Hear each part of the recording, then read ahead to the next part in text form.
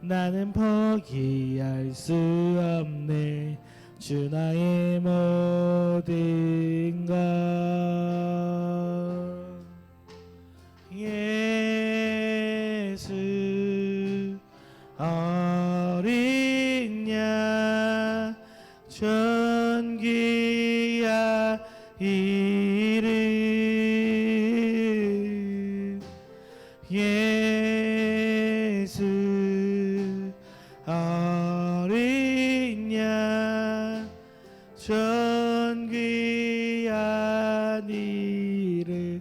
십자가.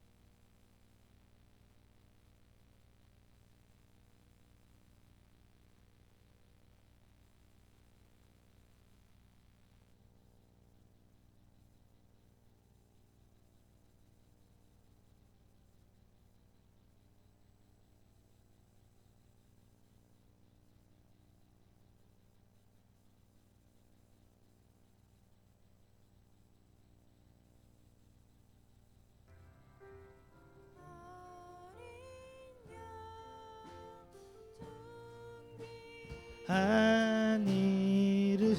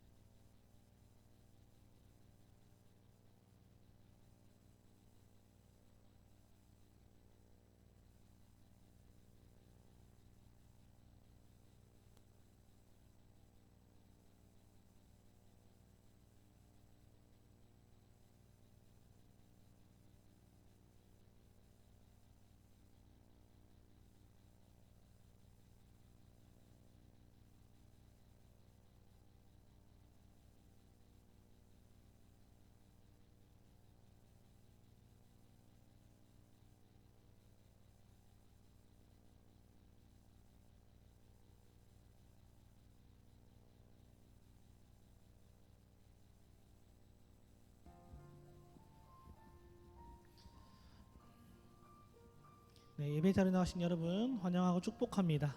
우리 함께 이 시간 우리 주님 찬양합시다. 찬송가 183장입니다.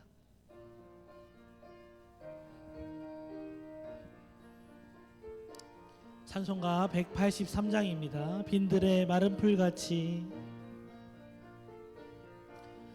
빈들의 마른 풀같이 시들은 나의 영혼 주님이 약속한 성령 간절히 기다리네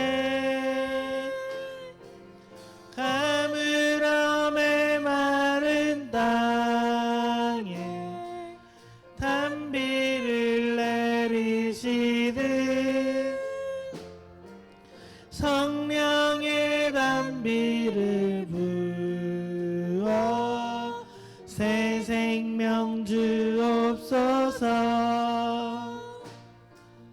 반가운 빗소리 들려 산천이 춤을 추네 봄비로 내리는 성령 내게도 주옵소서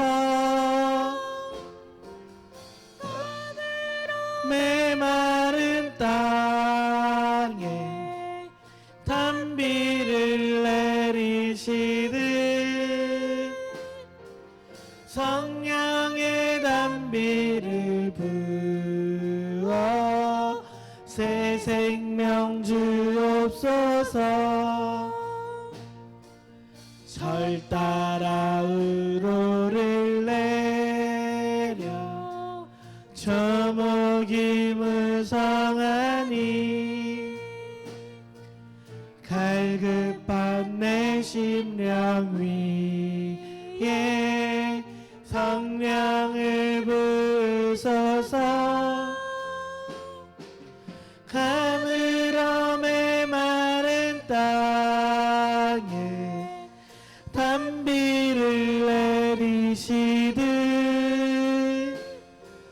성령의 단비를 부어 새 생명 주옵소서 참되신 사랑의 언약 어길 수 있사오랴 오늘의 흡족한 은혜 주실 줄 믿습니다. 아멘. 가물어 메마른 땅에 단비를 내리시듯 성령의 단비를 부어 새 생명 가물어 메마른 땅에 가물어 메마른 땅에 단비를 내리시듯 성령의 단비를 부어 새 생명 주옵소서. 아멘. 찬송가 261장입니다.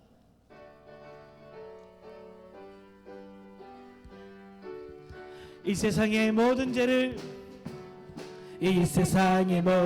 죄를 밝히시는 주의 보혈 성자 예수 그 귀한 피 찬송하고 찬송하세 주님 앞을 멀리 떠나 길을 잃고 헤맬 때에 나의 뒤를 따라오사 친히 구원하셨도다 흰 눈보다 더 주의 흘리신 보혈로 희게 씻사 갈 시간을 쓰셨으니 피로 얼굴 물드셨고 십자가의 모든 것도 나를 위해 당하셨네. 말로 형용할 수 없는 그 세주의 구속하신 그 은혜와 크신 사랑 찬송하고 찬송하세. 흰 눈보다 더 주의 흘리신 보혈로 희게 씻어 주옵소서. 아버지를 멀리 떠나 바른 길을 저버리고 여러가지 죄악으로 주홍같이 되었으니 물같은 것 가지고는 씻을 수가 아주 없네. 주여 귀한 보배 피로 날 정결케 하옵소서. 흰 눈보다 더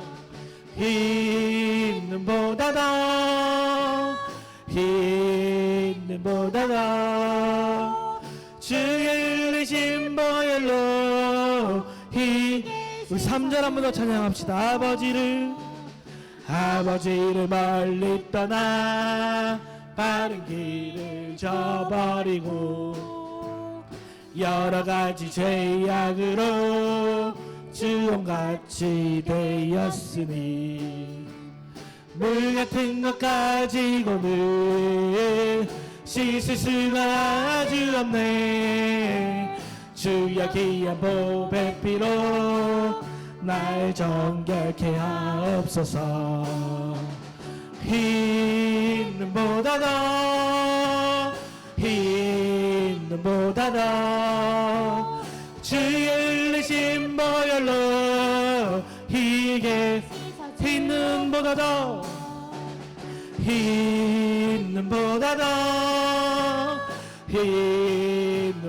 더 주의 흘리신 보혈로 우리 마지막으로 고백합시다. 흰 눈보다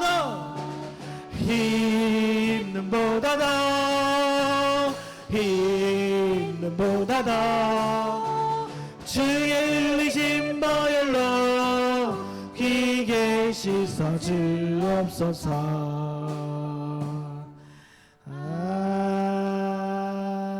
아멘. 아멘.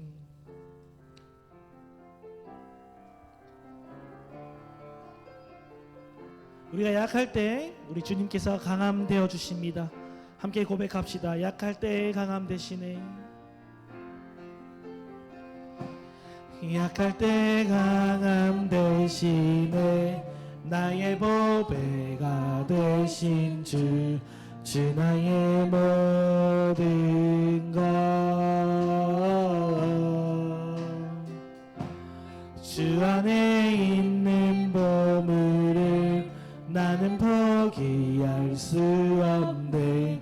주 나의 약할 때 강함 되시네. 약할 때 강함 되시네. 나의 보배가 되신 주 나의 모든 것. 주 안에 있는 보물을 나는 포기할 수 없네. 주 나의 모든 것. 예수 어린 양 존귀한 이름. 예수 어린 양 존귀한 이름. 십자가 제사하셨네. 십자가 제사하셨네. 주님의 이름 찬양해 주 나의 모든 것 쓰러진 나를 세우고 나의 빈잔을 채우네 주 나의 모든 것 예수 어린 양 존귀한 이름 예수 어린 양 존귀한 예수 어린 양 예수 어린 양 존귀한 이름 예수 어린 양 존귀한 이름 함께 일어나셔서 임재로 하나님을 찬양하겠습니다.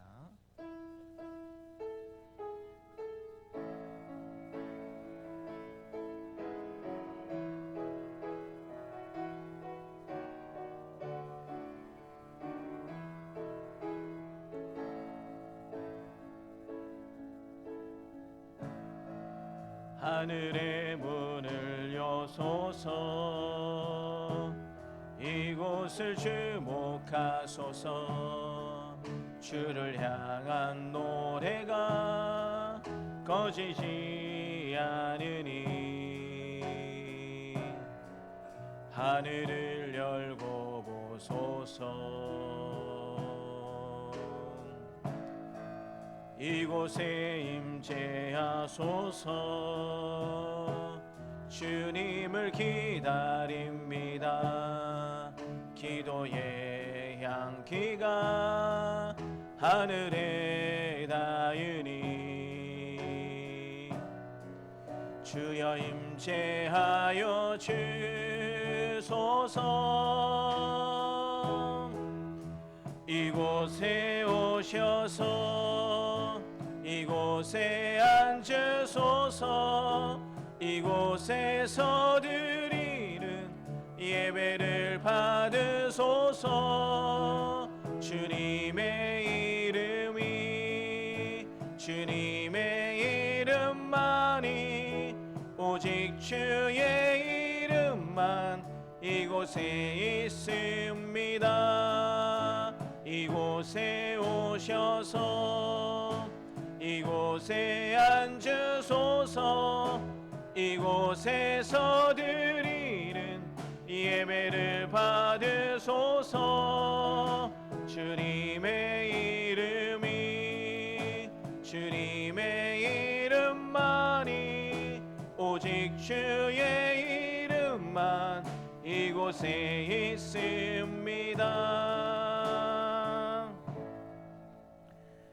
너희 모든 나라들아 여호와를 찬양하며 너희 모든 백성들아 그를 찬송할지어다 우리에게 향하신 여호와의 인자하심이 크시고 여호와의 진실하심이 영원함이로다 할렐루야 아멘 믿음이 없이는 하나님을 기쁘시게 할 수 없다라고 말씀하신 하나님 아버지 저희가 하나님을 기쁘시게 하며 영광 돌리기 위하여 하나님의 살아계심을 확실히 믿으며 예배를 올려드립니다 입을 열어 주님을 찬양하고 손을 들어 하나님께 거룩한 기도를 올립니다 참 마음으로 예배하는 우리의 심령에 구원의 기쁨을 새롭게 하여 주시옵소서 형식적인 예배, 습관적으로 드리는 예배가 아니라 새로운 마음, 새로운 결단으로 드리는 예배가 되게 하여 주시옵소서 믿음의 주여 온전케 하시는 예수님의 이름으로 감사하며 기도드립니다 아멘 나는 전능하신 아버지 하나님 천지의 창조주를 믿습니다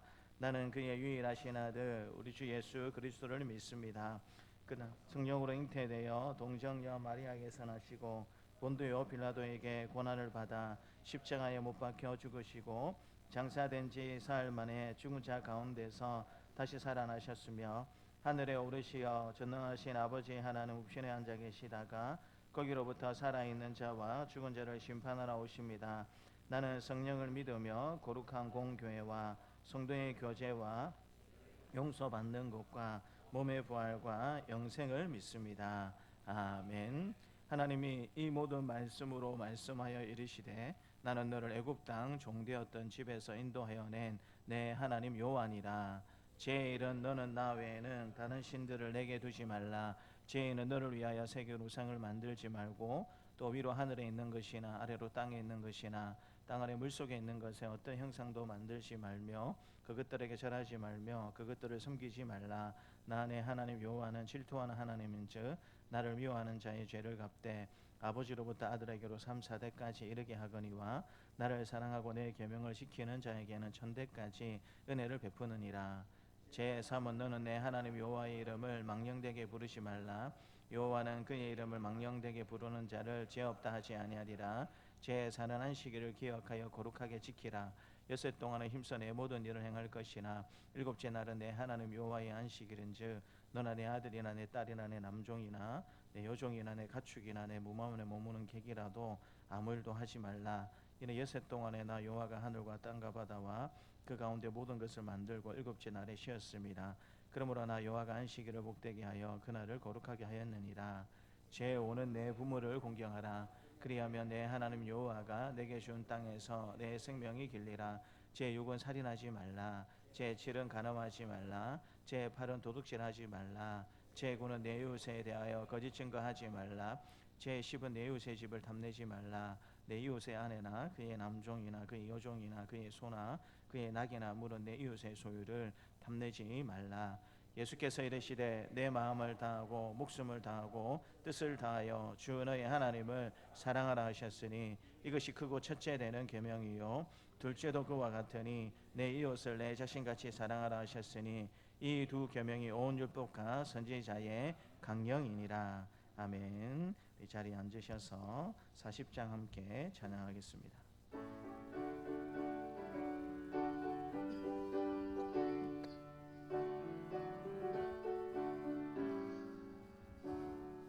찬송으로 보답할 수 없는 큰 사랑 주님께 영광 할렐루야. 형제 자매 모두 함께 모여 찬송해 주님께 영광 할렐루야. 하나님의 자녀여 크게 찬송 부르며 밝고 거룩한 길로 기쁨으로 나아가 주의 보좌 앞으로 속히 들어가겠네. 주님께 영광 할렐루야. 우리 받은 주님 은혜 한량 없도다. 주님께 영광 할렐루야. 기쁜 찬송 부르면서 천국 가겠네. 주님께 영광 할렐루야. 하나님의 자녀여 크게 찬송 부르며 밝고 거룩한 길로 기쁨으로 나아가 주의 보좌 앞으로 속히 들어가겠네. 주님께 영광 할렐루야. 잠시 후에 우주를 보겠네. 주님께 영광 할렐루야. 영광스런 보좌 위에 거룩하신 주 주님께 영광 할렐루야. 하나님의 자녀여 크게 찬송 부르며 밝고 거룩한 길로 기쁨으로 나아가 주의 보좌 앞으로 속히 들어가겠네. 주님께 영광 할렐루야. 만국 백성 천국에서 소리 높여 주님께 영광 할렐루야. 영원토록 주의 공록 찬양하겠네. 주님께 영광 할렐루야. 하나님의 자녀여 크게 찬송 부르며 밝고 거룩한 길로 기쁨으로 나아가 주의 보좌 앞으로 속히 들어가겠네. 주님께 영광 할렐루야. 우리의 삶의 주인 되시는 하나님 아버지, 이렇게 좋은 계절, 거룩한 주의 날 우리를 주의 전으로 부르시고 하나님을 예배하게 하시니 감사합니다. 부족하지만 저희들 하나님 앞에 예배자로 나와사오니 긍휼히 여겨주시고 우리의 예배와 찬양을 기뻐 받아 주옵소서. 우리를 사랑하시고 날마다 은혜로 채워주시는 하나님 아버지, 우리는 그 은혜, 그 사랑을 잊고 살아온 때가 많았음을 고백합니다. 이 시간 우리의 심령을 깨끗게 하시고 저희들의 죄와 허물을 용서하여 주옵시며 영과 진리로 드리는 예배가 되게 하여 주옵소서. 온 세계 곳곳에서 전쟁으로 기후 환경으로 참으로 혼란한 시대입니다. 이 나라 이 민족을 불쌍히 여겨주시고 국가의 안보를 지켜 주옵소서. 대통령과 위정자들에게 나라를 잘 세워갈 수 있도록 지혜를 주시고 그 세우신 분이 하나님임을 알고 신실한 국가 간으로 나라와 백성을 위해 헌신하는 정치인들이 다 되게 하여 주옵소서. 정치가 안정되어 국민의 삶도 안정을 찾고 세계 속의 대한민국으로 복음으로는 제사장 나라로 온 세계를 리드하는 나라로 세워 주옵소서. 우리 교회와 함께 하시는 하나님 아버지, 동산세강교회를 축복하여 주옵소서. 목사님을 강건하게 세워 주시고 모든 성도들 동력자로 잘 협력하여 교회를 아름답고 능력 있게 세워가게 축복하여 주옵소서. 사랑과 은혜가 넘치도록 도와주시고 하나님의 뜻을 이루어갈 수 있는 교회로 세워지게 하옵소서. 여러 사역들을 계획하여 진행하고 있습니다. 이 모든 일들이 하나님의 은혜 가운데 잘 진행되게 하시고 수고하는 지체들에게 은혜를 베푸사 주 안에서 열매 맺는 자로 살아가게 하옵소서. 치료 중에 있는 성도들에게 위로하여 주시고 깨끗하게 회복시켜 주옵소서. 우리의 가정들을 지켜주시고 축복하여 주옵소서. 평안을 주시고 말씀 안에서 기뻐하고 감사하며 살아가게 하옵소서. 믿음으로 하나 되는 가정을 만들어 주시고 건강을 지켜주시며 기도하는 일들이 하나하나 이루어지게 하옵소서. 경제적 어려움 따르지 않도록 도와주시고 직장과 일터와 하는 사업장 위에 복에 복을 더하여 주옵소서. 우리 교회 좋은 소문이 끊임없이 흘러가게 하옵소서. 온 사방에서 우리 교회를 찾아오는 영혼들이 많아지게 하옵시며 함께 하나님을 찬양하고 예배하는 참된 안식이 있는 우리 교회가 되게 하여 주옵소서. 복음의 기쁜 소식들을 전하시는 선교사님 그리고 가족들 건강을 지켜 주옵소서. 섬기는 나라와 민족이 복음으로 치유와 회복을 주시고 세운 교회가 부흥되게 하시며 재정적 어려움도 당하지 않도록 도와주옵소서. 이 시간 목사님을 통하여 생명의 말씀을 받습니다. 목사님 가정을 강건하게 세워주시고 하나님 권능의 팔로 붙들어 주셔서 주시는 말씀으로 우리의 마음과 영혼이 치료받게 하시며 위로받고 도전받고 능력받는 복된 시간이 되게 하옵소서. 우리가 지고 있는 무거운 짐을 벗겨주시고 새 힘을 공급하여 주사 기쁘고 즐겁고 감사가 넘치는 삶이 되게 하여 주옵소서. 예배를 돕는 돕기 위해 수고하는 모든 손길들을 기억하시고 축복하여 주옵소서. 길이요 진리요 생명 되신 거룩하신 예수님의 이름으로 기도드리옵나이다. 아멘.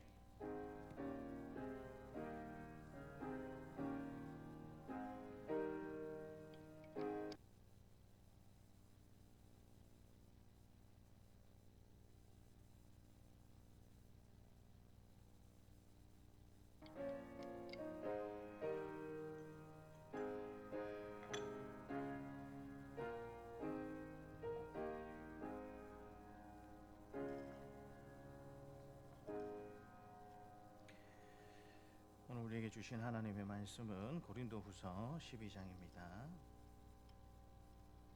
고린도후서 12장 1절부터 10절까지 말씀입니다. 고린도후서 12장 1절부터 10절입니다. 그 악기하고 그 마이크 무트 시켜주세요. 고린도후서 12장 1절부터 10절까지 말씀입니다. 함께 하나님의 말씀을 읽겠습니다. 무익하나마 내가 부득불 자랑하노니 주의 환상과 계시를 말하리라. 내가 그리스도 안에 있는 한 사람을 아노니 그는 14년 전에 셋째 하늘에 이끌려간 자라. 그가 몸 안에 있었는지 몸 밖에 있었는지 나는 모르거니와 하나님은 아시느니라. 내가 이런 사람을 아노니 그가 몸 안에 있었는지 몸 밖에 있었는지 나는 모르거니와 하나님은 아시느니라. 그가 나곤으로 이끌려가서 말로 표현할 수 없는 말을 들었으니 사람이 가히 이르지 못할 말이로다. 내가 이런 사람을 위하여 자랑하겠으나 나를 위하여는 약한 것들 외에 자랑하지 아니하리라. 내가 만일 자랑하고자 하여도 어리석은 자가 되지 아니할 것은 내가 참말을 함이라. 그러나 누가 나를 보는 바와 내게 듣는 바에 지나치게 생각할까 두려워하여 그만두노라. 여러 계시를 받은 것이 지극히 크므로 너무 자만하지 않게 하시려고 내 육체의 가시 곧 사탄의 사자를 주셨으니 이는 나를 쳐서 너무 자만하지 않게 하려 하심이라. 이것이 내게서 떠나가게 하기 위하여 내가 3번 주께 간구하였더니 나에게 이르시기를 내 은혜가 내게 족하도다. 이는 내 능력이 약한 데서 온전하여짐이라 하신지라. 그러므로 도리어 크게 기뻐함으로 나의 여러 약한 것들에 대하여 자랑하리니 이는 그리스도의 능력이 내게 머물게 하려 함이라. 그러므로 내가 그리스도를 위하여 약한 것들과 능욕과 궁핍과 박해와 공고를 기뻐하노니 이는 내가 약한 그때에 강함이라. 아멘. 이 시간 우리 찬송가 93장으로 함께 하나님을 찬양하겠습니다.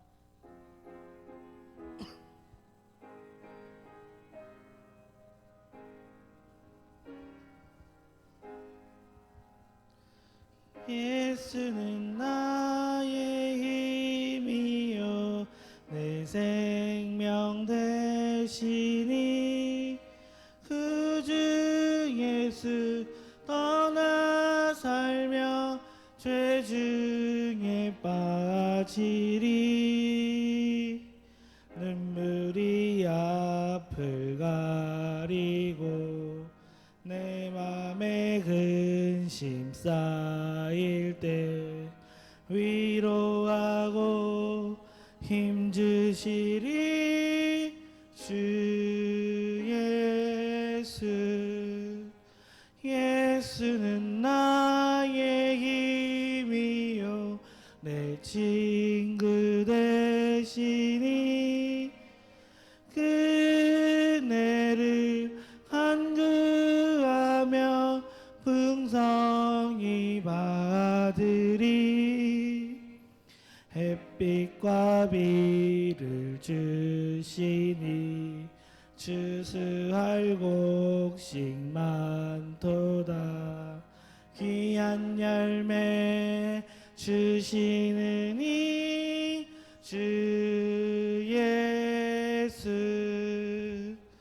예수는 나의 힘이요 내 기쁨 되시니 그 명령을 준행하여 늘 충성하겠네. 주야로 보호하시며 바른 길 가게 하시니 의지하고 따라갈리 주 예수. 예수는 나의 힘이요 내 소망 되시니 이 세상을 떠나갈 때 곧 영생 얻으리. 한없는 복을 주시고 영원한 기쁨 주시니 나의 생명 나의 기쁨 주 예수. 하나님 아버지 감사합니다. 지난 한 주간도 은혜 가운데 우리를 보호해 주셨다가 또 오늘 하늘의 복을 우리에게 주시려고 귀한 하나님의 전으로 우리를 불러주시니 참으로 감사합니다. 오늘도 하나님의 음성을 우리가 듣기를 원합니다. 우리의 모든 자아와 우리의 경험과 생각을 내려놓게 하여 주시고 오로지 말씀으로 도전받고 은혜 받는 귀한 은혜의 시간이 될 수 있도록 또 삶으로 그 말씀을 증명하기를 결단하는 은혜의 시간이 될 수 있도록 이 시간 성령 하나님 우리와 함께하여 주시옵소서. 하나님을 기대하고 소망합니다. 감사드리고 예수님 이름으로 기도드리옵나이다. 아멘. 우리 앞뒤 자유에 계신 분들과 인사하도록 하겠습니다. 반갑습니다. 네, 사랑합니다. 우리 존경합니다. 인사하도록 하겠습니다. 요즘 우리가 뉴스를 보게 되면 세계 정세가 약육 강식의 원리에 따라서 진행되는 세계일 수밖에 없다라는 사실을 다시 한번 더 생각해 보게 됩니다. 저희들이 또 학교 다닐 때 뭐라고 할까요? 표처럼 자주 들었던 세계 정세에 관한 두 가지 말이 있었습니다. 한 가지는 영원한 적도 영원한 우방도 없다라는 것입니다. 어제의 적이었다가 서로 국익이 맞으면 오늘은 어떻게 된다라는 말입니까? 이제 우방이 되어 가지고 서로 협력하는 그런 나라가 된다라는 것이고요. 또 한 가지 많이 들었던 말이 약육강식의 원리가 지배되는 세계라는 말입니다. 말 그대로 힘이 있는 사람이 지배를 하게 되고 힘이 있는 나라가 지배하게 되고 힘이 없는 나라는 거기에 이제 지배를 받을 수밖에 없는 그와 같은 것이 세계 정세이다라는 이야기를 들으면서 많이 그렇게 자라왔습니다. 요즘 국제 뉴스를 보게 되면 계속해서 전쟁의 소식들이 들려지는 것을 우리가 들을 수가 있습니다. 전쟁의 소식들이 참 안타깝죠. 할 수만 있다라면 빨리 전쟁이 어떤 합당한 이유가 되었든지 간에 종식이 되었으면 좋겠다. 더 이상 이 전쟁의 소문이 들려지면 안 좋겠다라는 생각을 하게 되지만 결국에는 이제 계속 전쟁이 그게 국지전이 되었든지 간에 어떤 식으로든 많은 사람들의 생명을 앗는 전쟁에 지금 지속되고 있는 것을 보게 됩니다. 결국에는 이 전쟁이 시작이 되게 되면 힘이 있는 나라가 좀 더 우월한 입장에 있을 수밖에 없고 힘이 없는 나라는 약자의 입장에 있을 수밖에 없다라는 사실을 우리가 뉴스를 통해서 보게 되고요. 특별히 힘이 없는 나라의 백성들은 더 힘이 없는 약자의 모습으로 그저 생명을 잃어버릴 수밖에 없다라는 사실들을 많이 느끼게 됩니다. 우리가 살아가는 세계가 우리가 인정하기 싫지만 때로 힘이 지배가 되는 시대에 우리가 살아가고 있는 것이죠. 힘이 지배가 되고 있다. 여러분 이런 세상에서 우리가 지혜롭게 산다라고 생각하면 우리가 무엇을 말하면 되지 않겠습니까? 어떤 나라든 자신의 나라의 약점을 말하면 안 됩니다. 우리나라는 이런 부분이 굉장히 취약하고 이런 부분이 약한 나라입니다. 라는 그런 말을 대통령이나 대사가 하면 되겠습니까? 안 되겠습니까? 그런 말을 하면 안 돼요.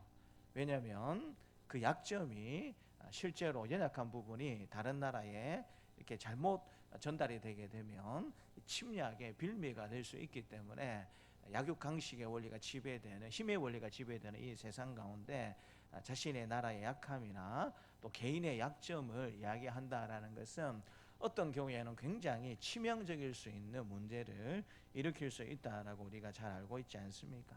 그래서 사람들이 될 수 있으면 이 자신의 연약한 부분, 약점들은 이야기하지 않으려고 합니다. 오히려 그 약점을 이야기하는 대신에 연약한 부분을 이야기하는 대신에 침소봉대하기를 더 원하죠. 내가 요만큼 장점이 있고 요만큼 잘하는데 그것을 좀 더 부풀려 가지고 아주 대단한 실력을 가지고 있고 잘하는 것처럼 그렇게 많은 사람들이 이야기하는 시대에 저와 여러분들은 살아가고 있습니다. 이런 세상을 살아가는 저와 여러분들은 오늘 말씀을 통해서 정말 이상한 자랑을 하고 있는 한 사람을 만나게 됩니다. 그가 바로 바울입니다. 사도 바울은 남들이라면 숨기고 싶은 약점을 드러내면서 오히려 이 약점이 나의 자랑거리가 된다라고 자랑스럽게 자신의 약점을 이야기하고 있는 바울의 음성을 들을 수가 있습니다. 바울은 어떤 이유로 이런 자랑을 하고 있는 것일까요? 또 바울을 통해서 드러내고자 하는 하나님의 뜻은 무엇일까요? 우선 바울이 오늘 자랑하고 있는 내용이 1절부터 6절까지의 말씀을 통해서 드러나고 있는데요. 우리 1절부터 6절까지의 말씀을 같이 한번 읽겠습니다. 무익하나마 내가 부득불 자랑하노니 주의 환상과 계시를 말하리라. 내가 그리스도 안에 한 사람을 아노니 그는 14년 전에 셋째 하늘에 이끌려 간 자라. 그가 몸 안에 있었는지 몸 밖에 있었는지 나는 모르거니와 하나님은 아시느니라. 내가 이런 사람을 아노니 그가 몸 안에 있었는지 몸 밖에 있었는지 나는 모르거니와 하나님은 아시느니라. 그가 낙원으로 이끌려가서 말로 표현할 수 없는 말을 들었으니 사람이 가히 이르지 못할 말이로다. 내가 이런 사람을 위하여 자랑하겠으나 나를 위하여는 약한 것들 외에 자랑하지 아니하리라. 1절부터 6절까지의 말씀을 보게 되면 도대체 이제 바울이 무슨 말을 하려고 하는지 좀 이해가 되지 않습니다. 1절 보게 되면 무익하나마 내가 부득불 자랑하노니 라고 이야기를 하고 있습니다. 1절만 생각하면 뭐 하고 있는 겁니까? 자랑하겠다라는 말로 들리지 않습니까? 그런데 여러분 또 이어지는 나중에 이 6절 말씀을 보게 되면 내가 이런 사람을 위하여 자랑하겠으나 나를 위하여는 약한 것들 외에 자랑하지 아니하겠다. 이 자랑을 하겠다라는 말인지 자랑을 하지 않겠다라는 말인지 조금은 혼돈될 수밖에 없습니다. 근데 실제 자랑의 내용은 무엇이냐면 1절에 보니까는요. 주의 환상과 계시를 말하겠다. 주의 환상과 계시를 자랑하겠다라는 겁니다. 환상은 우리가 생각하고 있는 것처럼 눈에 보이는 것입니다. 눈에 보이는 어떤 것들을 체험한 것을 환상에 체험을 했다라고 우리가 이야기하죠. 계시는 환상을 포함한 좀 더 넓은 의미의 용어다라고 생각해 볼 수가 있죠. 그래서 환상은 눈에 보이는 어떤 것을 보았다라면 계시는 눈에 보이는 것들을 포함할 뿐만 아니라 하나님의 음성을 직접적으로 들은 것을 포함하고 있다라고 생각해 볼 수가 있는 것이죠. 그래서 다른 사람들은 보지 못한 것을 사도 바울은 보았고 다른 사람들은 듣지 못한 하나님의 음성을 바울은 들었다라고 그 내용을 자랑하겠다라고 이야기하고 있는 것을 볼 수 있습니다.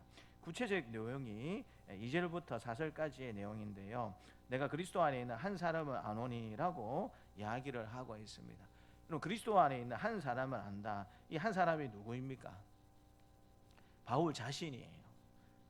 바울 자신에 대해서 이야기를 하는데 실제로 자기 자신에 대해서 이야기하지 않는 것처럼 3인칭을 사용해서 이야기하고 있는 것을 보게 됩니다.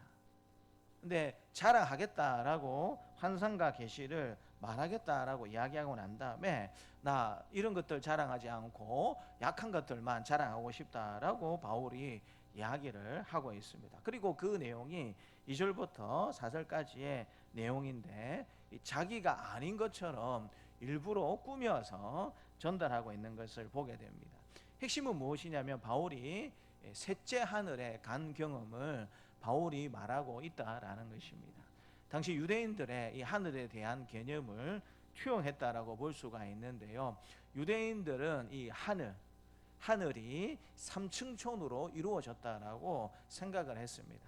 첫 번째 하늘은 어떤 하늘이냐면 새가 날아다니고 구름이 떠다니는 우리가 눈으로 볼 수 있는 그와 같은 하늘이 있다라고 유대인들은 생각을 했고요.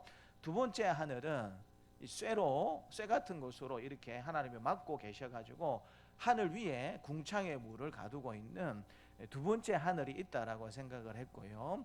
세 번째 하늘은 무엇이냐면 천군과 천사 하나님이 계시는 그 하늘이 있다라고 생각을 했습니다. 특별히 이제 신비주의자들은 이 셋째 하늘 개념을 차용해가지고 첫 번째 하늘에 가본 사람이 있고 두 번째 하늘에 가본 사람이 있고 세 번째 하늘에 가본 사람이 있다라는 식으로 이야기를 하면서 신비의 경험을 차동화시켰습니다. 그러니까 이 첫 번째 하늘에 가본 사람보다 두 번째 하늘에 가본 사람이 좀 더 우월한 영적인 어떤 능력을 가지고 있다라고 생각을 했고요.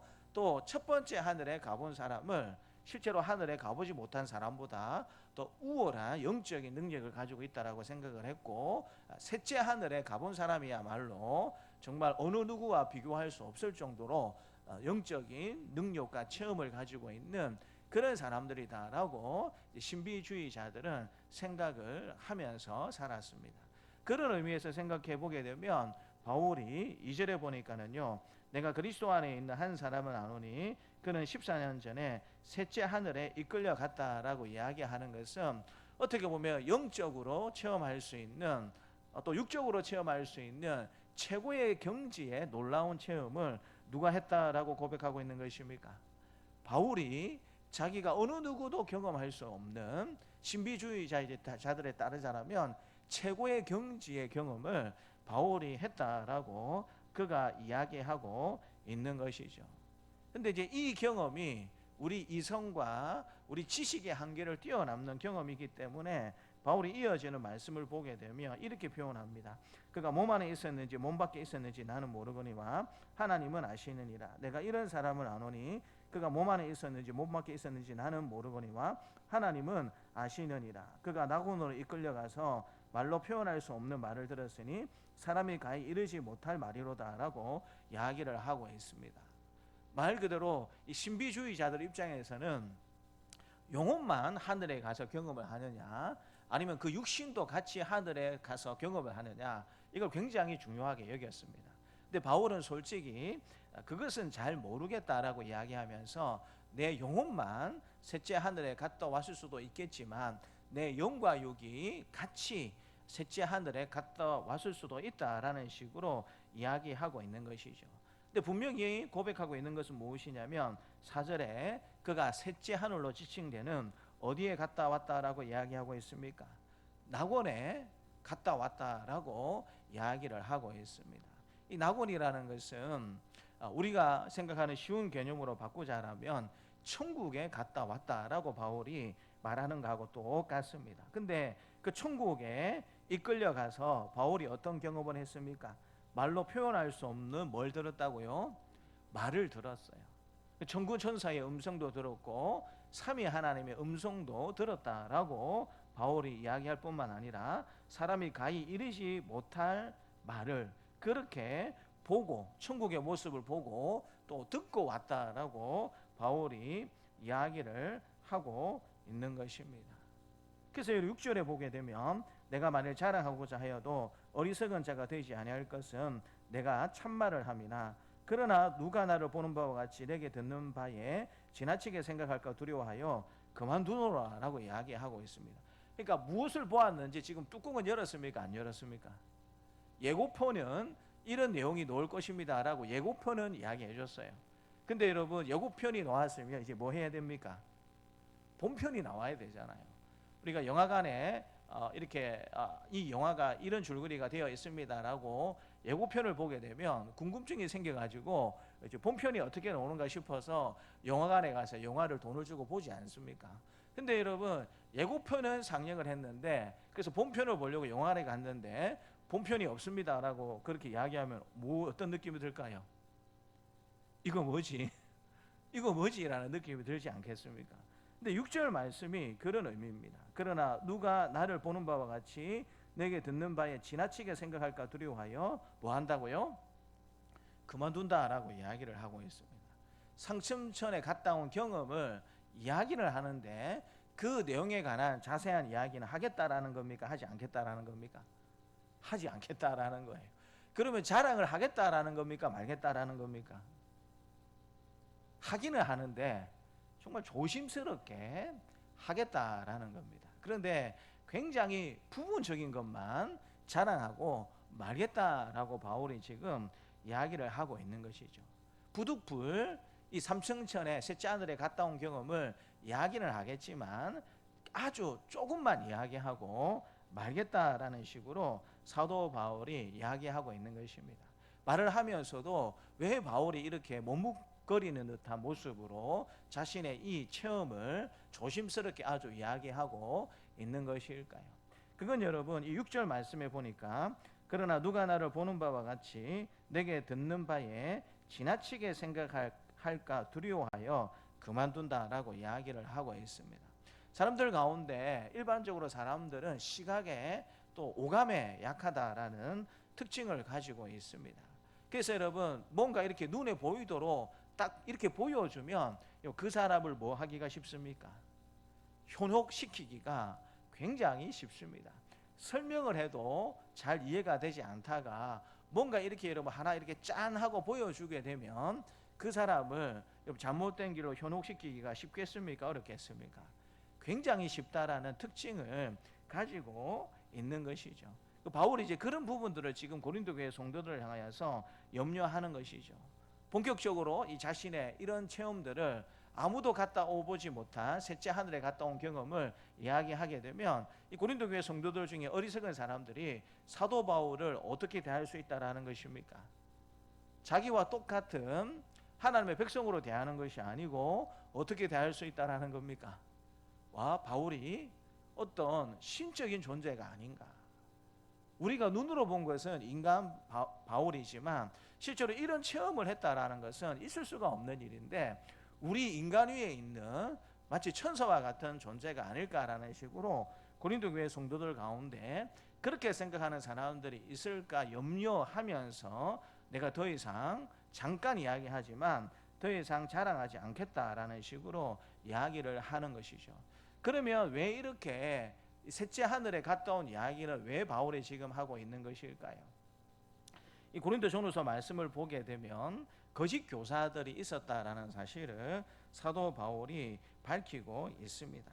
고린도후서 11장 5절 말씀을 보게 되면 지극히 크다는 사도들이다라고 사도 바울이 고백하고 있는 것을 보게 됩니다.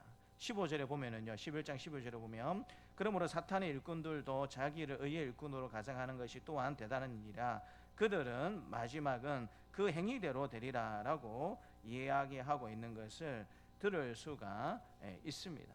사탄의 사자에 대해서 이야기를 사도 바울이 하고 있는데 사탄의 일꾼들도 자기를 의의 일꾼으로 가장한다라고 이야기하고 있고요. 구체적으로 11장 5절에 보면 이 사람들을 어떻게 표현하냐면 나는 지극히 크다는 사도들보다 부족한 것이 조금도 없는 줄로 생각한다라고 고백하고 있습니다.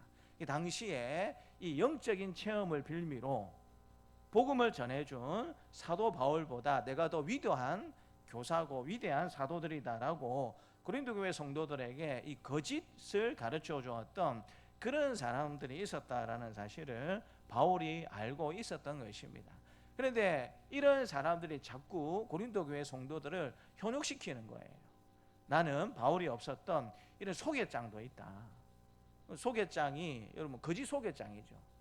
오로지 고린도 교회 성도들에게 어떤 재물적인 그런 어떤 돈적인 유익을 얻기 위한 자신의 명예와 건세를 얻기 위한 그 목적을 가지고 거짓 소개장을 받아와서 고린도 교회 성도들에게 보여주고 봐라 나는 사도 바울이 없는 이런 소개장을 가지고 있는 사람이다 라고 이야기할 뿐만 아니라 한 걸음 더 나가서 신비주의자들이 찬양했던 나는 이런 체험을 했던 사람이다 라고 이야기하면서 이 고린도 교회 성도들을 미혹하고 고린도 교회 성도들과 사도 바울의 관계를 이렇게 이간질하는 그런 거짓 교사들 크다는 사도들이 있었다라는 사실을 바울이 알고 있었기 때문에 지금 그 부분들을 염려하면서 나는 부득불 자랑하지만 너희들이 현혹당한 그런 거짓 교사들 사도들보다 내가 더 우월한 영적 경험을 가지고 있는 그런 존재가 바로 나 사도 바울이다라는 의미를 이야기하기 위해서 다른 말로 하자면 이 자기의 영적 체험이나 이런 체험들을 자랑하기 위해서 이런 말이 하는 것이 아니고요. 이런 자랑을 통해서 사도 바울이 전했던 이 복음의 진정성을 놓치지 않기 위해서 부득불 자기 자신 주의 환상과 계시를 체험했던 이런 부분들을 언급하고 있는 바울의 모습을 볼 수가 있는 것이죠. 근데 이런 자랑을 더 하겠다고 합니까? 더 하지 않겠다라고 말하고 있습니까? 하지 않겠다라고 바울이 이야기를 하고 있죠. 우리 세상적인 관점으로 생각해 보게 되면 여러분 이 자랑을 뭐 해야 됩니까? 더 지금 많이 해야 되죠. 현대를 일컬어서 어떤 시대라고 이야기합니까? 자기 PR의 시대라고 이야기를 하잖아요. 그래서 여러분 아무 말 하지 않고 가만히 있는 사람들은 그가 아무리 뭔가 열심히 하고 위대한 일을 했다 하더라도 사람들이 알아줍니까? 알아주지 않습니까? 사람들이 잘 알아주지 않습니다. 근데 이제 조금 뭔가 해놓고 여러분 그것을 마치 이 뭐 대단한 것처럼 자기 PR을 잘하는 사람들에게는 사람들이 무엇을 보내어 줍니까? 칭송과 박수를 보내어 준다라는 사실을 우리가 잘 알고 있지 않습니까? 그렇기 때문에 사도 바울이 자랑하려고 마음먹었으면 어느 누구도 체험하지 못한 셋째 하늘, 천국에 다녀온 이 경험들을 더 많이 기록을 하고 더 많이 자랑하는 것이 세세성 기준으로 볼 때는 그것이 맞겠다라는 생각을 하게 됩니다. 그런데 그 이야기를 조금 하다가 6절 하반절에서 이야기하는 것처럼 나는 그만두겠다, 더 이상 이런 것들은 자랑하지 않겠다라고 이야기하고 난 다음에 실제로 그 다음부터는 자랑하지 말아야 할 것들을 자랑하는 바울의 음성을 우리가 들을 수가 있습니다. 서두에서 말씀드린 것처럼 나라가 되었든지 간에 우리 개인이 되었든지 간에 공동체가 되었든지 간에 우리가 가지고 있는 연약함이나 이 부족한 부분들은 이야기할 필요가 있습니까? 없습니까? 그건 실제로 이야기할 필요가 없죠. 왜냐하면 그것이 약점이 되어서 다른 사람들에게 좋지 못하게 이용될 가능성이 많이 있기 때문에 실제로 우리 개인도 공동체도 나라도 약점이나 연약한 부분에 대해서는 이야기하지 않는 것이 일반적인 상식이지 않습니까? 근데 7절 이하의 말씀을 보게 되면 그런 바울이 가지고 있었던 자신의 연약함, 약점, 부족함에 대해서 바울이 이야기하고 자랑하는 것을 들을 수가 있습니다. 우선 7절 말씀을 같이 한번 읽도록 하겠습니다. 7절입니다.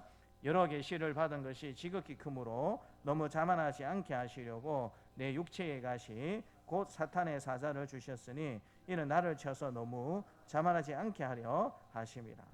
바울이 스스로 자신의 약점에 대해서 밝히고 있는데 하나님이 무엇을 주셨다라고 이야기하고 있습니까?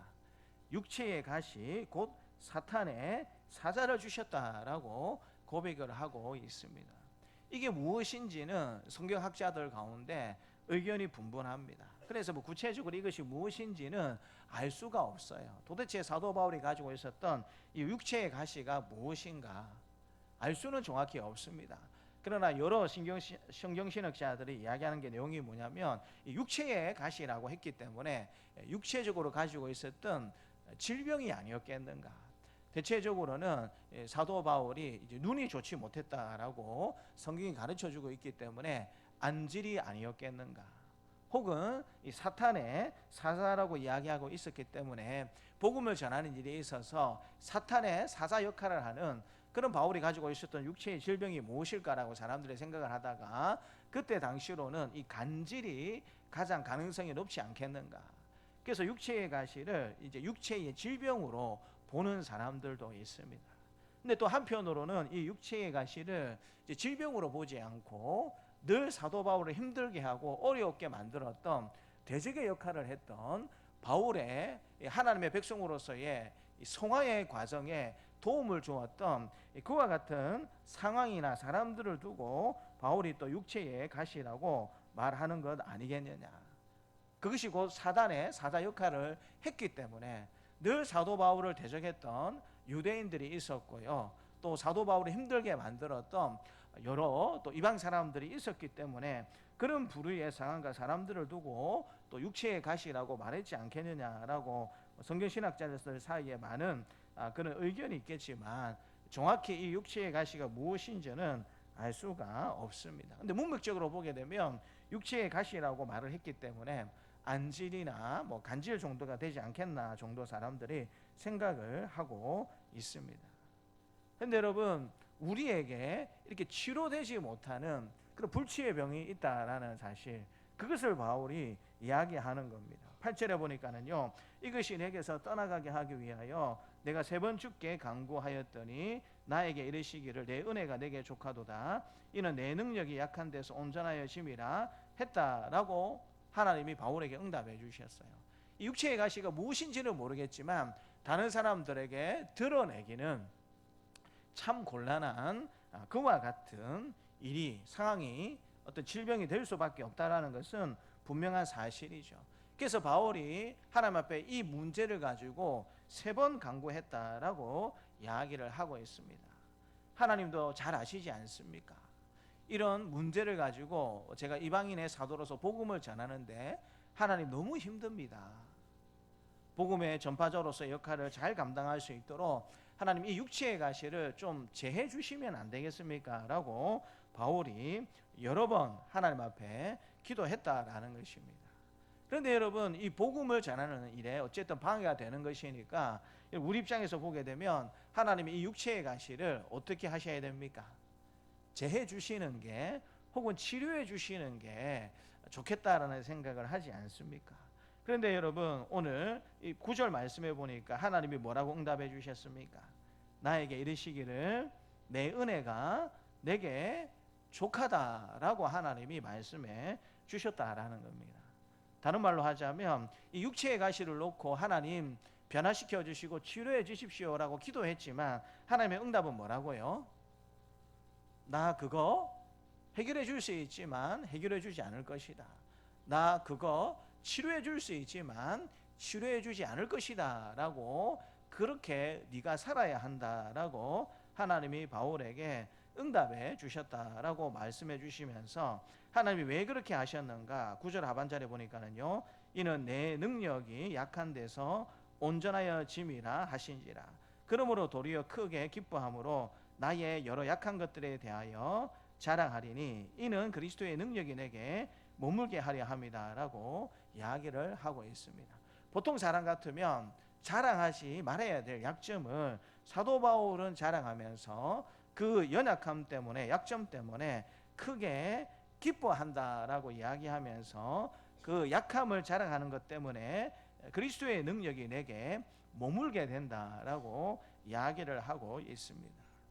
여기서 그리스도의 능력이 머물게 된다, 이 머물다라는 단어의 뜻은 무엇이냐면 장막이 쳐진다라는 의미를 가지고 있습니다. 우리 구약 성경에 보게 되면 성막을 하나님께서 만들어 해야 한다라고 말씀해 주셨고요. 또 그 성막이 상징하는 것이 무엇이다라고 가르쳐 주고 계십니까? 하나님의 임재가 성막에 그 만들어지게 되었을 때에 성막이 곧 하나님의 임재의 상징이다라는 사실을 구약 성경이 우리에게 가르쳐 주고 있지 않습니까? 그러니까 이 그리스도의 능력이 내게 머물게 된다, 하나님이 장막을 쳐서 내게 머물게 된다라는 의미가 이 머물다라는 뜻의 의미입니다. 그러니까 바울이 자신의 약한 것들을 자랑하면 할수록 누가 머물게 된다라는 것입니까? 하늘의 장막이 성령의 임재가 자신과 함께 하기 때문에, 이것 때문에 나는 나의 약함을 자랑할 수밖에 없다라고 사도 바울이 이야기하고 있는 것이죠. 이 육체의 가시라고 하니까 우리가 가시는 별로 가시 뭐 조그만 거 조금 손에 이렇게 박혀 있어도 뭐 조금 아프면 말겠지, 이 정도로 육체의 가시를 생각하기가 쉬운데, 물론 이 가시라는 단어의 의미가 가시라는 여러 의미도 있습니다. 근데 여러분, 가시는 종류가 많죠. 작은 가시도 있지만 어떤 가시도 있습니까? 큰 가시도 있죠. 여러분들도 기억하실 텐데 요즘은 이제 영화가 같은 데 가보게 되면 이제 그런 것들이 아예 없는데, 예전에 이 영화 같은 데, 이제 부산 이제 남포동 영화 같은 데 가보게 되면 뭐 쥐포도 팔고 오징어도 팔고 또 뭐도 팔았습니까? 쥐포하고 오징어하고 거의 세트로 파는 게 있었죠. 고동이 있었어요. 고동. 그렇지 않습니까? 고동을 팔았어요. 근데 여러분, 그 고동을 사 먹게 되면 그 고동 까먹으라고 뭘 줬습니까? 예, 탱자, 줄기, 그 가시를 고동 빼먹으라고 여러분 줬어요. 여러분, 그 가시는 큽니까? 작습니까? 예? 그 가시는 크죠? 뭐 그게 여러분 몸에 찔린다라고 생각해 보십시오. 아프겠습니까? 안 아프겠습니까? 굉장히 아프겠죠. 근데 여러분, 이 가시라는 단어의 뜻은 그런 가시의 의미도 있지만 어떤 의미도 있냐면 말뚝이라는 의미도 있습니다. 말뚝. 가시가 아니고 말뚝이라는 의미가 있어요. 예수님께서 십자가에 달려 돌아가실 때에 로마 병정들이 예수님 손과 발에 무엇을 박았습니까? 말뚝을 여러분 박지 않았습니까? 그건 여러분 그냥 아프다라는 말로 설명이 될 수 있겠습니까? 없겠습니까? 그건 그냥 아프다라는 말로 설명이 될 수가 없는 것이죠. 심지어는 이 육체의 가시에 대해서 어떤 신학자는 이 고통이 너무 크다라는 것을 중점을 두고 생각해 보다 보니까 어떻게 설명하는 사람도 있냐면 이 육체의 가시를 뭐 예수님이 남자다라고 이렇게 가정을 하면서 뭐라고 이야기하냐면 남자가 겪을 수 있는 가장 큰 고통이 무엇일까라고 사람들이 고민을 하다가 이 육체의 가시를 어떻게 이해한 사람도 있냐면 요로결석이다라고 이해한 사람도 있어요. 요로결석 한번 당해보셨습니까? 저는 이제 이 30대 초반에 한번 요로결석을 한번 만난 적이 있습니다. 그래가지고 이제 갑자기 배가 조금씩 아프더라고요. 그런데 이 아픈 게 온몸을 돌아다니더라고요. 처음에 뒤가 아프다가 옆구리가 아프다가 또 아랫배가 아프다가 또 왼쪽이 아프다가 오른쪽 아프다가 이 통증에 너무 이제 고통이 이렇게 돌아다니더라고요. 그래서 집에서 한 1시간 정도 일어서지도 못하고 엎드려 가지고 그렇게 뒹굴뒹굴 했어요. 도저히 안 돼가지고 우리 아내한테 여보 너무 아프다 택시 좀 불러주세요 해가지고 그때 부산대학병원이 가까이 있어가지고 부산대학병원 응급실에 갔어요. 그 응급실에 가면 바로 치료할 줄 알았는데 당직 의사가 이렇게 그때 토요일이었거든요. 오더니 어디가 아프세요라고 물어보더라고요. 그래서 배가 너무 아픕니다. 통증이 자꾸 돌아다닙니다라고 이야기하더라고요. 그러면서 한다는 말이 물을 좀 30분마다 한 컵씩 드세요라고 하고 그냥 가더라고요. 그래가지고 너무 아파가지고 일어서지도 못할 정도로 웅크리고 응급실에 있었는데 의사가 그렇게 하라고 하니까 30분에 한 번씩 한 컵씩 물을 먹었습니다. 2시간이 지나도 의사가 오지 않더라고요. 2시간 동안 너무 고통스럽고 괴로워 있는 가운데 그럼 내가 왜 응급실에 왔나 생각이 들더라고요. 그렇게 고통스러워 하다가 이제 한 2시간 후에 의사가 오더라고요. 그래서 지금은 어떻습니까 하니까 화장실 몇 번 갔다 왔습니까 하더라고요. 그래서 몇 번 갔다 왔습니다. 아픕니까 하더라고요. 아픕니다 하더라고요. 그래요? 그러면 이제 진통제를 좀 주겠습니다 해가지고 진통제를 주더라고요. 그걸 맞았어요. 또 물어보더라고요. 아픕니까 안 아픕니까? 아픕니다 그랬거든요. 그러면 이제 CT하고 MRI를 한번 찍어봅시다 라고. 그러니까 집에서 한 2시간 정도 고통을 당했고 이 응급실 가서 한 2시간 동안 고통을 당했어요. 근데 그게 너무 힘들었습니다. 나중에 이제 결과가 나오고 보니까 요로결석이었다라고 의사 선생님이 이야기해 주더라고요. 그래서 어떤 분들은 남자가 최고로 당할 수 있는 고통이 요로결석이다라고 이야기합니다. 심지어는 뭐라고 이야기하냐면 여자분들이 아이 낳는 고통과 비교할 수 있는 고통이다라고 이야기를 합니다. 그래서 어떤 신학자들은 육체의 가시에 대해서 고통이 얼마나 심했겠는가를 강조하다 보니까 요로결석이 아니었겠는가라고 생각을 하고 있고요. 더 이상한 이제 해석을 하는 사람들은 뭐라고 이야기하냐면 요로결석 플러스 여자가 아이 낳는 고통이 더해진 고통일 수 있다라고 그렇게 여러분 말을 하는 사람도 있습니다. 어쨌든 우리가 짐작해 볼 수는 없지만 여러분 이 육체의 가시 말뚝이 우리 몸에 박힌다라고 생각해 보십시오. 우리가 힘들고 어렵다라고 고통스럽다라고 그런 말로만 표현할 수 없는 그와 같은 고통이 바울에게 있었다라는 것이죠. 근데 그것을 지금 사도 바울이 자랑하고 있는 것입니다. 왜 이런 세상 기준으로 생각해 보게 되면 자랑하지 말아야 할 것들을 왜 사도 바울이 자랑하고 있습니까? 그것은 자신의 이런 약함 때문에 그리스도의 능력, 그리스도의 강함이 드러나기 때문이다라고 사도 바울이 말하고 있는 것을 들을 수가 있는 것입니다. 당시의 이방 사람들이나 유대인들은 어떤 생각을 가지고 있었냐면 이 약점에 대해서 말하는 것은 어리석은 것이고 꺼리끼는 것이었다라고 바울이 표현을 하고 있습니다. 특별히 바울이 이렇게 자신의 약한 부분들, 약점을 이야기하면서 이런 것들을 자랑하기 때문에 오히려 그리스도의 능력이 내게 머물게 되고 그리스도의 능력이 드러나게 되기 때문에 나는 나의 약함을 자랑하겠다라고 이야기하고 있는 그것이 어떤 의미일까요?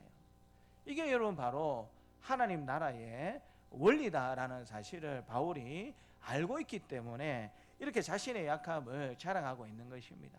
바울은 이 고린도 교회 성도들을 이야기하고 자기 자신을 이야기하게 될 때 어떻게 표현한 적이 있냐면 질그릇 안에 우리가 보배, 보물을 가지고 있다라는 식으로 표현한 적이 있습니다. 그러니까 바울 스스로 자신이나 고린도 교회 성도들을 뭐로 표현한 겁니까? 질그릇으로 표현을 한 거예요. 근데 여러분 그 안에 있는 질그릇 안에 있는 보배, 보물이 있다라고 바울이 이야기하게 될 때 이 보배, 보물은 무엇을 말하는 것이겠습니까? 자기가 믿고 따르고 있는 예수님을 이야기하고 있는 것이죠. 그 바울 스스로는 질그릇이다라고 표현을 하면서 바울이 믿고 따르고 있는 그 예수님은 보물이시고 보배이시다라고 이야기를 하고 있습니다. 근데 여러분 이 보물은 어떤 때에 가장 빛나고 가치가 있게 되는 것입니까?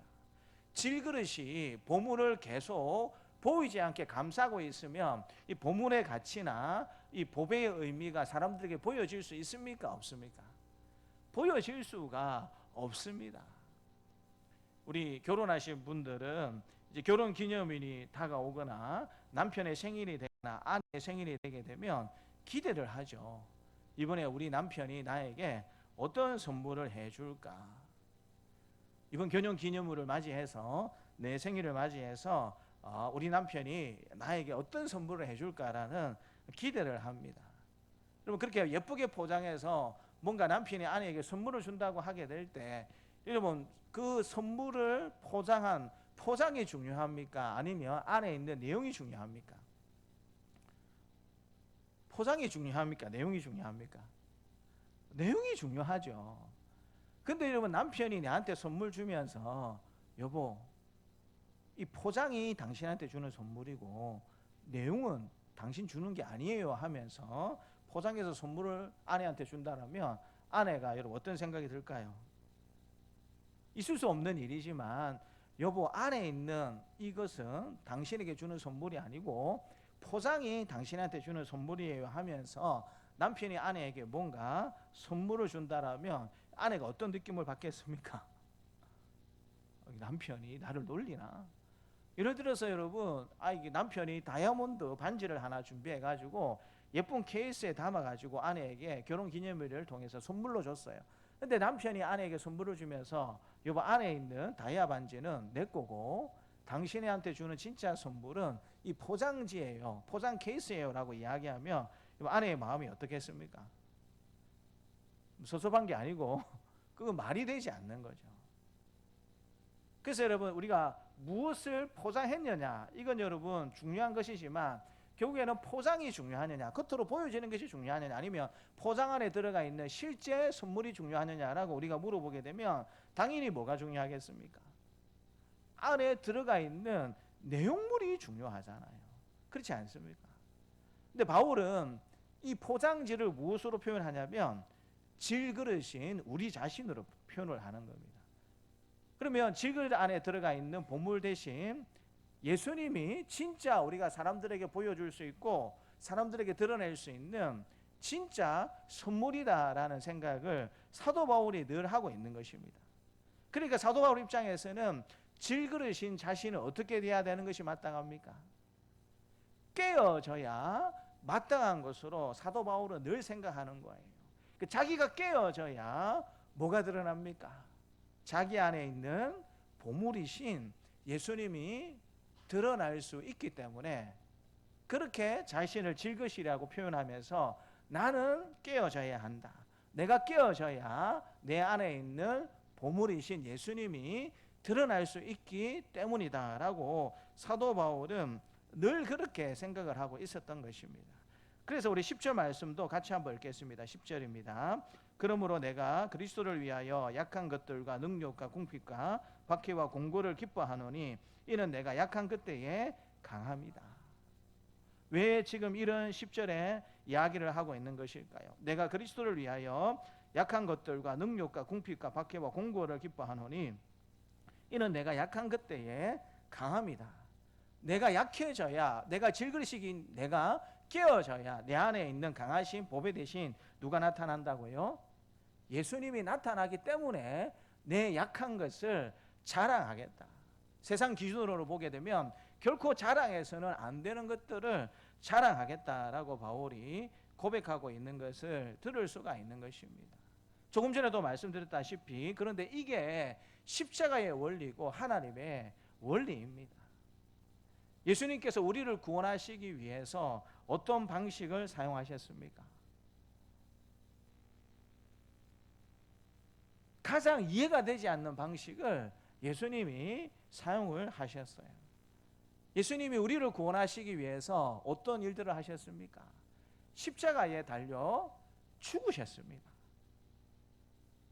그런데 여러분, 당시 유대인이나 이방인들은 이 십자가를 뭐라고 이야기했냐면, 우리 고린도전서 1장 23절 말씀을 같이 한번 읽겠습니다. 고린도전서 1장 23절입니다. 우리는 십자가에 못 박힌 그리스도를 전하니 유대인에게는 꺼리끼는 것이요 이방인에게는 미련한 것이로되. 바울이 전했던 이 십자가, 예수님, 이방인에게는 미련한 것이다 라고 바울이 이야기하고 있습니다.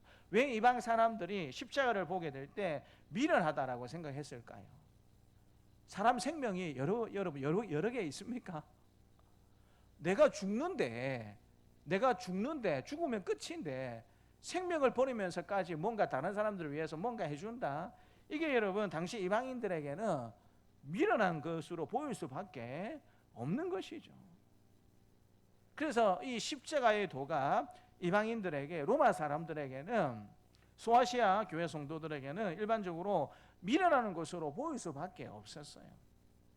그리고 유대인들에게는 어떻게 다가왔다라고 이야기하고 있습니까? 꺼리끼는 것으로 다가왔다라고 이야기하고 있습니다. 왜냐하면 율법을 잘 알고 있는 유대인들 입장에서는 십자가는 무엇의 상징입니까? 하나님 저주의 상징이에요. 아무도 원하지 않고 아무도 지혜롭다라고 말할 수 없는 꺼리끼고 미련한 방식으로 예수님은 십자가의 죽으심으로 우리의 구원을 이루셨습니다. 그게 하나님의 원리고 성경이 가르쳐주는 온전히 예수님의 능력과 하나님의 은혜가 드러나는 방식이 십자가이기 때문에 바울도 그와 같은 관점에서 약한 내가 자랑이 되고 질그릇 같은 내가 깨어져야 보배로우신 예수님의 능력과 은혜가 드러날 수 있기 때문에 나는 나의 약함을 자랑한다라고 사도 바울이 우리에게 가르쳐주고 있는 것입니다. 성도 여러분, 우리는 우리의 연약함이 있고 우리의 약점이 있으면 어떻게 하려고 합니까? 자꾸 숨기려고 하고 다른 사람들에게는 보여주지 않으려고 하는 그런 모습이 우리에게 있고요. 또 더하여서 다른 사람들의 연약함을 보게 되면 또 우리가 어떤 생각이 듭니까? 안타깝다라는 생각도 들고, 또 어떤 순간에는 나보다 약한 사람이구나, 나보다 못한 사람이구나 라고 그런 생각을 하면서 살 때가 많이 있지 않습니까? 그런 기준으로 오늘 바울의 이 자랑을 보게 되면 바울의 자랑은 역설적인 자랑이 될 수밖에 없고, 자랑하지 말아야 할 것을 자랑하는 바보 같은 사람이다라는 사실을 우리가 생각해 볼 수가 있는 것이죠. 그런데 그렇게 되어야 정말 바울을 통해서 드러나기를 원했던 예수 그리스도의 능력과 은혜가 제대로 드러날 수 있기 때문에 바울은 자신의 연약함과 이 약함을 자랑하고 있다라고 우리에게 가르쳐주고 있는 것입니다. 다른 말로 하자면 여러분, 우리의 약함과 우리의 고통과 우리의 어려움 때문에 우리가 낙심할 필요가 있다라는 말입니까? 없다라는 말입니까? 낙심할 필요가 없다라는 것입니다. 왜냐하면 그 고통과 어려움, 우리의 연약함 때문에 누구의 능력이 드러날 수 있기 때문에 그렇습니까? 그리스도의 능력이 드러날 수 있기 때문에 우리가 가지고 있는 약함이나 어떤 어려움 때문에 우리가 낙심하거나 지레짐장으로 연약한 모습으로 있을 필요가 없다라는 사실을 가르쳐주고 있는 것이고요. 한 걸음 더 나가서 다른 사람들의 약함을 통해서 저 사람은 나보다 못한 사람이지 왜 저렇게 될까라는 그런 식의 또 잘못 이해하는 마음도 가질 필요가 없다라는 것입니다. 나의 연약함을 통해서 그리스도의 강함이 드러날 수 있는 것처럼 저 사람의 연약함을 통해서도 그리스도의 능력이 강하게 드러날 수 있기 때문에 내가 생각하는 나의 약함에 대한 관점도 바뀌어질 수 있고요, 내가 바라보는 다른 사람에 대한 약함의 관점도 얼마든지 그리스도의 능력이 드러나는 그 축복의 통로가 될 수 있기 때문에 결국에는 그 약점이 부끄러운 것이 아니라 오히려 자랑할 수 있는 것이 될 수 있다라는 사실을 사도 바울이 우리에게 가르쳐주고 있는 것입니다. 사랑하는 성도 여러분, 바울의 약함은 그리스도 안에서 도리어 강함이 되었습니다. 약한 데서 온전하게 되는 주님의 은혜가 넘치기 때문입니다. 이런 놀라운 일은 우리 그리스도인들에게 굉장히 큰 특권일 수밖에 없습니다. 우리의 약함을 부끄러워하지 말고 주님께서 사용해 주시기를 간구하는 저와 여러분들이 되시기를 주님의 이름으로 축복합니다. 또한 다른 사람의 약함을 통해서 역사하실 하나님을 기대하면서 살아가는 우리 사랑하는 동산생활 가족들이 다 되시기를 주님의 이름으로 축복합니다. 하나님 아버지 감사합니다. 세상에서는 자신의 약점을 말하는 것이 약점이 되기 때문에 자신의 약점과 연약함을 될 수 있으면 숨기고 말하지 않는 것이 지혜롭다라고 그렇게 생각을 합니다. 그러나 오늘 바울은 우리 자신의 연약함과 약점을 이야기하면서 나의 약함과 연약함을 이야기하게 될 때에, 이것을 자랑하게 될 때에 오히려 질그릇 같은 자신 안에 있는 보배 되신 예수님과 예수님의 능력과 은혜가 드러나기 때문에 자신의 약함을 자랑하겠다라고 이야기하고 있는 바울의 음성을 듣게 됩니다. 때로 하나님, 우리가 가지고 있는 약함과 우리가 가지고 있는 연약함 때문에 우리가 낙심하고 주저할 때가 많이 있는데, 하나님 오히려 그 약함 때문에 감사하며 살아갈 수 있는 우리의 삶이 될 뿐만 아니라 그 약함을 통해서 일하실 하나님의 능력을 기대하고 소망하며 살아갈 수 있는 우리가 될 수 있도록 하나님 우리를 인도하여 주시옵소서. 감사드리고 예수님 이름으로 기도드리옵나이다. 아멘. 교회 소식은 주보 뒤에 교회 소식란을 확인해 주시면 감사하겠습니다. 오전 예배 후에 기간 원래로 모이도록 하겠습니다. 이번 주 화요일부터 10일 목요일까지 10월 저녁 기도회 11조로 모이겠습니다. 돌아오는 주일 13일 주일 오전 예배는 오이코스 헌신 예배로 드릴 예정 가운데 있습니다. 기도해 주시면 감사하겠습니다. 오늘 점심은 동중호 한복금 집사님 가정에서 만찬으로 섬기십니다. 섬김에 감사를 드립니다. 교회 행사 안내를 드립니다. 19일 토요일에 우리 여전도에 주최해가지고 오이코스와 함께하는 바자회가 준비가 되어 있고요. 또 26일 토요일에는 우리 교회가 주관하는 오이코스와 함께하는 야유회가 예정이 되어 있습니다. 여러분, 이 두 행사의 공통점이 뭡니까? 뭐죠?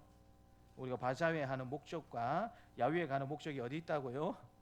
오이코스와 함께하는, 그게 여러분 주도의 목적입니다. 그래서 교회에 바로 초대하면 초대하기가 쉽지 않은 부분이 있기 때문에 바자회 때 여러분 이미 여러 번 했기 때문에 아시겠지만 우리가 물건도 그렇게 판매를 하겠지만 또 음식도 준비를 해서 판매할 예정 가운데 있습니다. 그래서 한번 초대하기가 참 좋은 기회가 되겠다라고 생각이 들고요. 또 우리가 같이 이제 야유회를 가지만 또 뭐 직접적으로 교회 오라고 바로 초대하는 것보다는 바자회도 초대를 하고 야유회도 교회에서 알아서 다 준비하니까 같이 한번 바람 쐬러 갔다 오자 하면 더 이제 교회 초대하기가 좀 더 가능성이 높아지지 않을까라고 생각이 되어서 또 이런 행사를 여전도에서 준비를 하고 있고 또 교회에서 준비를 하는 가정 가운데 있습니다. 그래서 여러분 협력해 주시고 기도해 주시면 감사하겠습니다.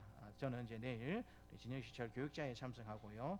또 목요일 저녁 때는 이제 노예 재정부 모임에 참석하는 것으로 되어 있습니다. 생각나실 때 기도해 주시면 감사하겠습니다. 우리 찬송가 370장 찬양하면서 하나님 앞에 봉헌하도록 하겠습니다.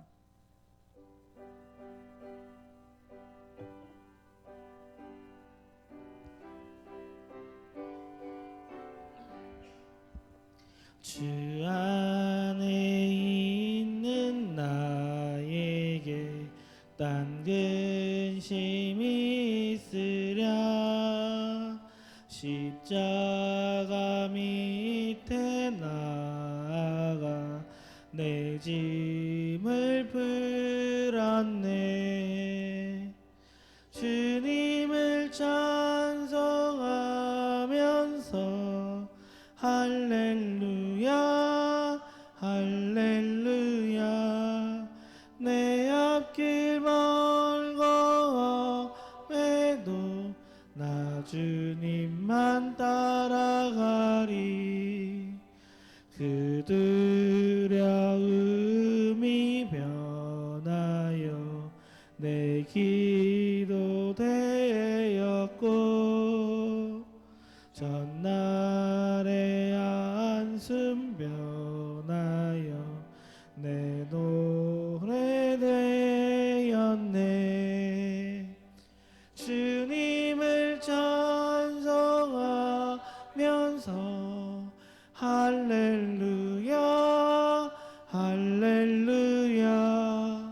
내 앞길 멀고 험해도 나 주님만 따라가리.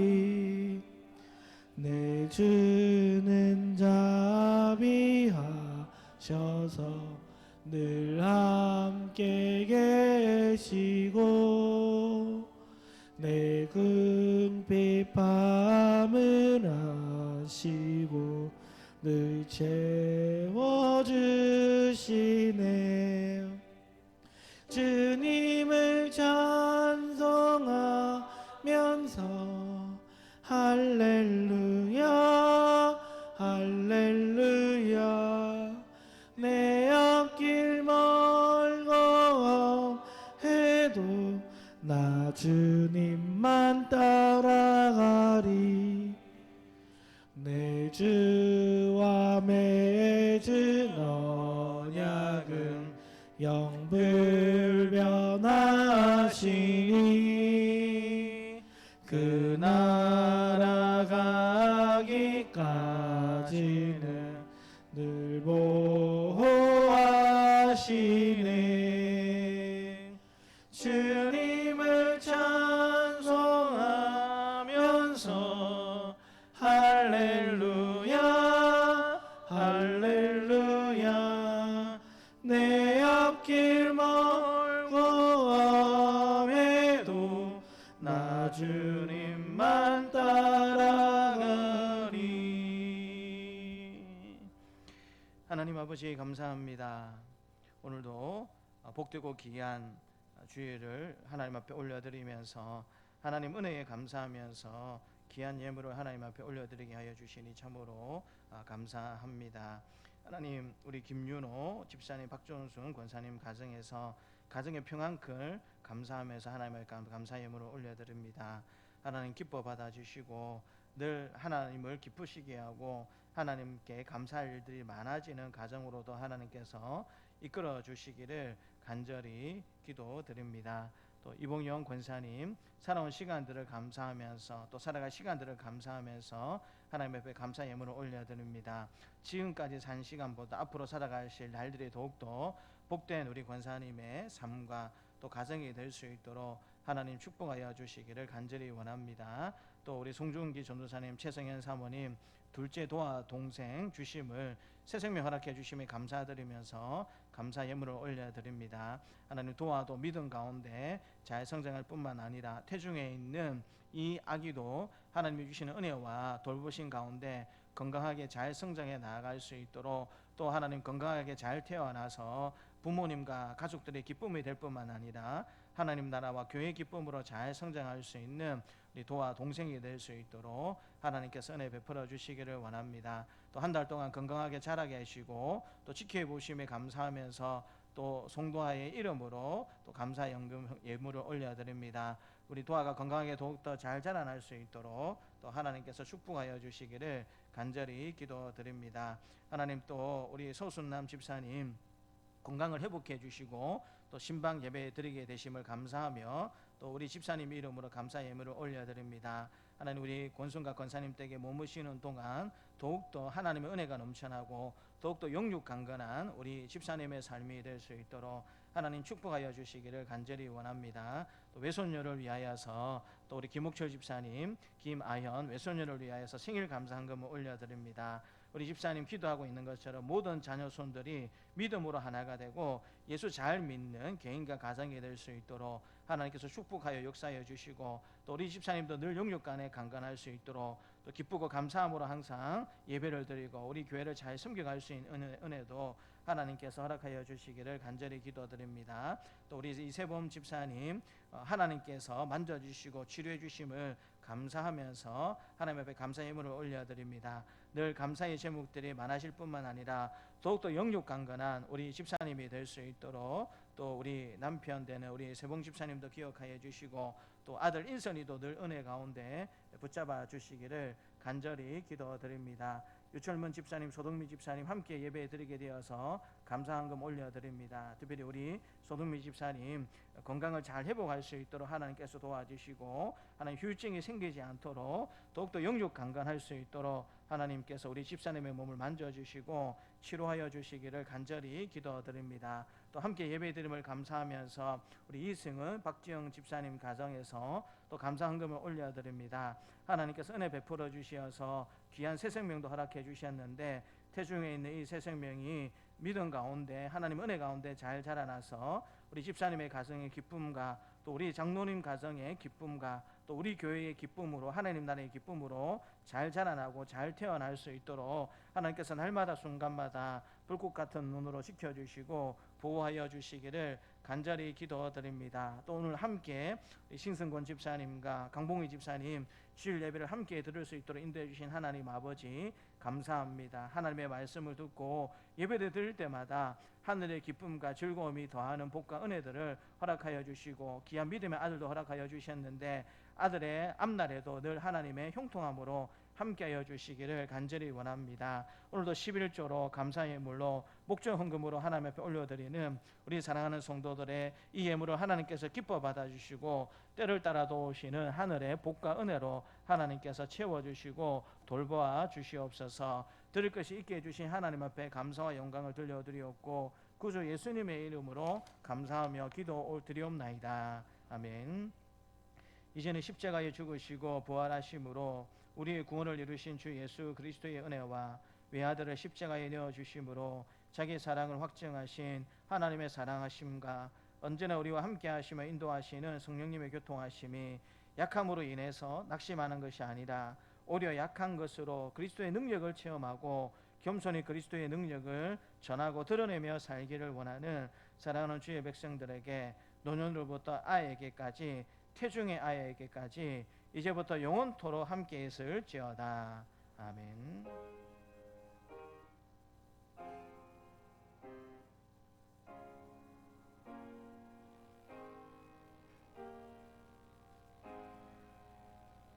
우리 다 함께 일어나셔서 성령으로 영광 돌리겠습니다.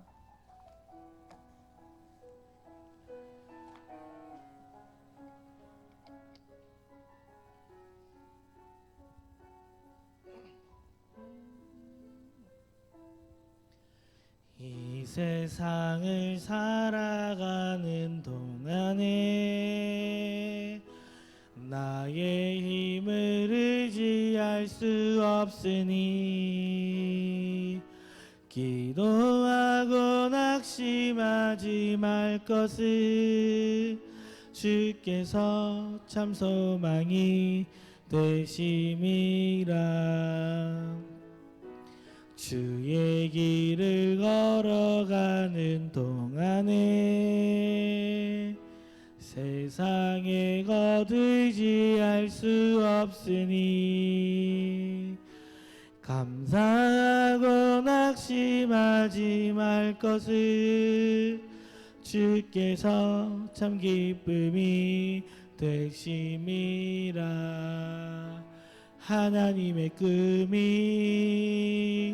나의 비전이 되고 예수님의 성품이 나의 인격이 되고 성령님의 권능이 나의 능력이 되길 원하고 바라고 기도합니다.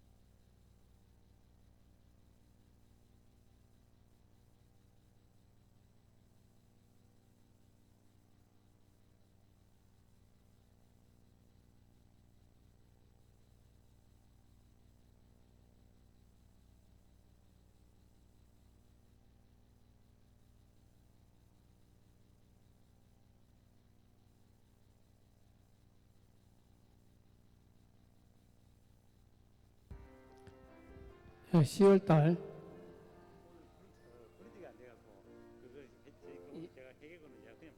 예, 알겠습니다.